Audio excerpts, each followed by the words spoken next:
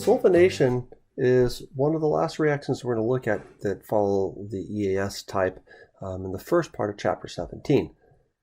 The observed reaction here requires something called fuming sulfuric acid. So it's H2SO4, and it has trace amounts of sulfur trioxide in it. So you can see from the reaction that what we have for the end product here is a substituted product with SO3H, which are aryl sulfonic acids. So this is benzene sulfonic acid in particular that's produced in that observed reaction.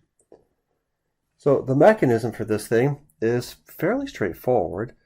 Now what happens in that fuming sulfuric acid is we kind of have like two reactions going. So let's just make a little note here and just call this reaction number 1, right, or A. So in that reaction, you have sulfuric acid decomposing to form SO3. That's our electrophile in this reaction, plus H2O here. So that SO3, just put a little arrow here, is what's going to react down here above that reversible arrow down below. Now this reaction, the second reaction down here below, so we'll just call that reaction number 2, is reversible.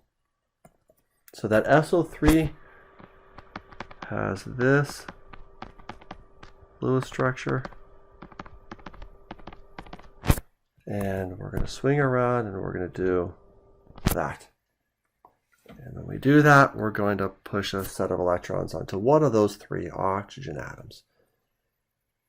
Right, so what is that going to give us? Well, let's take a look at it.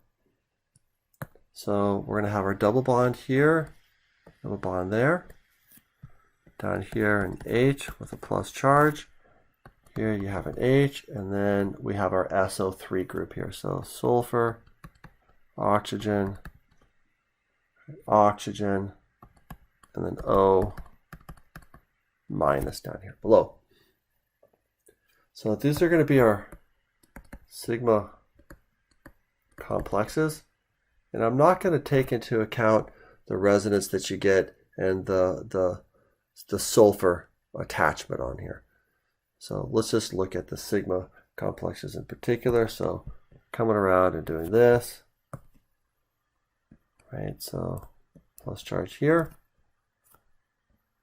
Here's your H.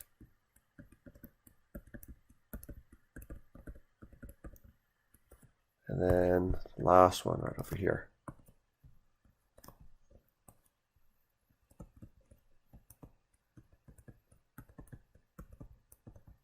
Right. Okay. And then plus charge there. So we're almost done. We have 2 other little steps that need to take place here. We need to get our benzene ring back. So we're going to do that with hydrogen sulfate.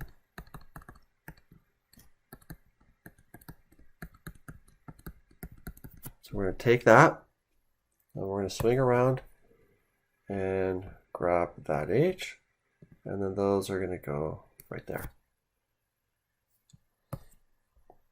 So that will give us this structure, right?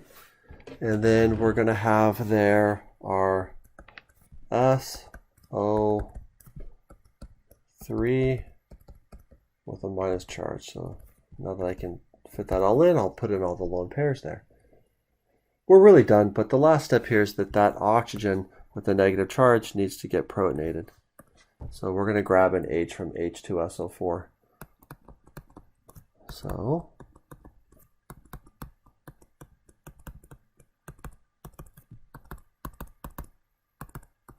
putting that in, we come around, grab one of those H's and do this.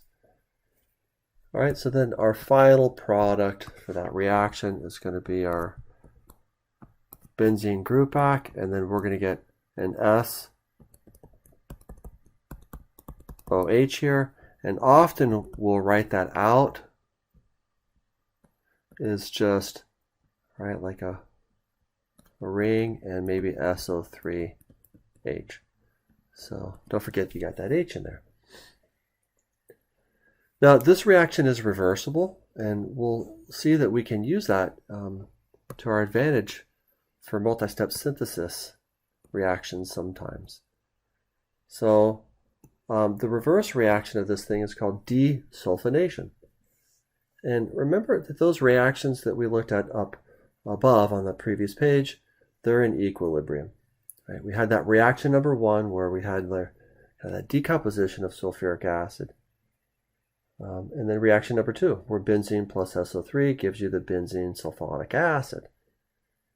So the conditions of this reaction are going to dictate whether or not we favor sulfonation, right? That's the forward reaction of what we saw up above, or D-sulfonation, which is the reverse reaction.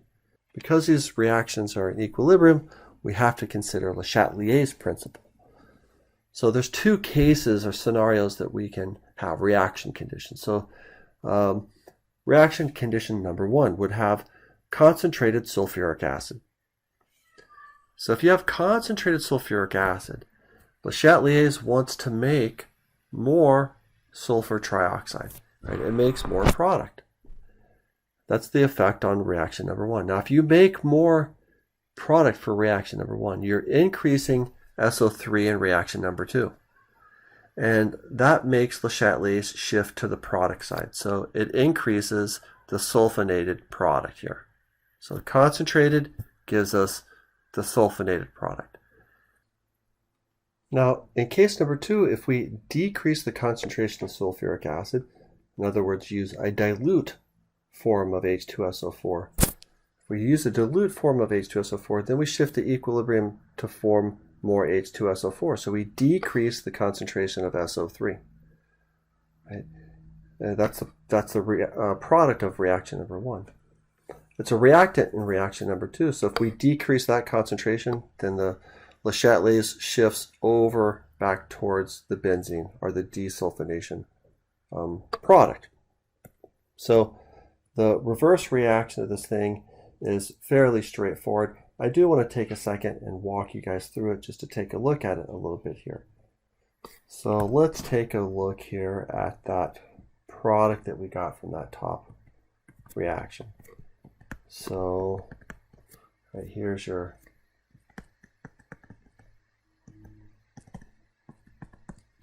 sulfonyl group on our ring. And here we're going to have H2SO4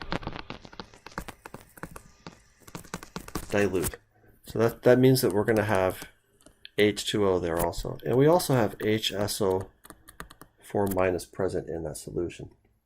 So this reaction actually is the exact opposite of the reaction that we saw up above, the sulfonation. So the last step of sulfonation was grabbing an H from sulfuric acid. So the first step in this reaction is that we're going to have HSO4 minus come over and grab that H. And so with your 2 lone pair on there, fixing that, you're going to have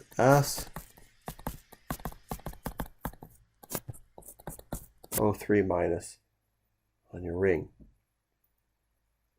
Okay. Now what we need to do is we need to throw an H on our ring. So we're going to grab an H from H2SO4.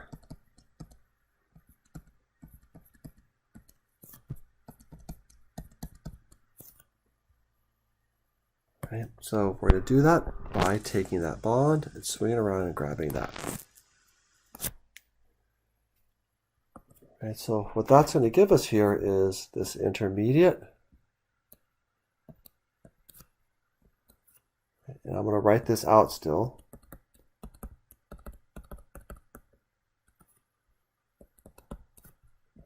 Throw an H on here and a plus charge there.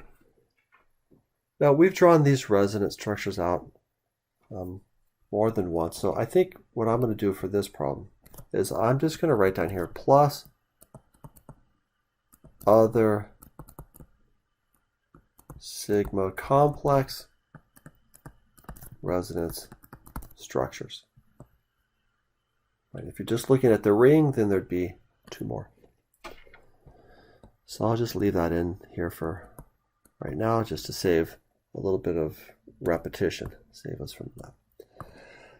Okay, so what's the last step? Well, we know that SO3 was a reactant, so it needs to be a product here. So what's going to happen is that this set of lone pairs is going to come down and do this. And that, in essence, is going to make your SO3 here, with the exception of the fact that you need to get rid of that bond, which is going to be restored in the benzene ring. So that's going to give us this. There's your benzene. And then you get your SO3.